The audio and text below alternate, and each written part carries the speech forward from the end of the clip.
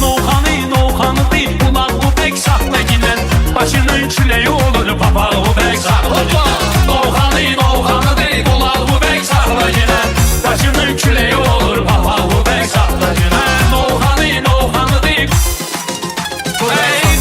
beşim billərdə üçünü bilmək olmur atam Haçan çıxıcaq dağa keçini bilmək olmur atam İnsanın niyyətini içini bilmək olmur atam Yetinən dostluq elə cımmağımı bək saxlayalım Yetinən dostluq elə cımmağımı bək saxlayalım Bu yaşıma qədər nesə məclisi meydan gördüm Balalı səninlə illərimi yan bayan gördüm O qədər üzmə gülüb dostlayan oğlan gördüm Ayağımdan çəkəcək ayağı bək saxlayın Ayağımdan çəkəcək ayağı bək saxlayın Yaxşı meyxanədinə qızışdır bu tədbiri sən Tanıyırsan belə əlbəttə haqqam şakirisən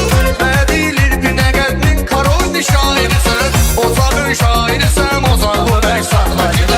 Ozağın şairisən ozağı bək sayın Novxanı deyib bunlar bu bək saxla gilən başının çiləyi olur papağı bu bək saxla gilən Novxanı deyib bunlar bu bək saxla gilən başının çiləyi olur papağı bu bək saxla gilən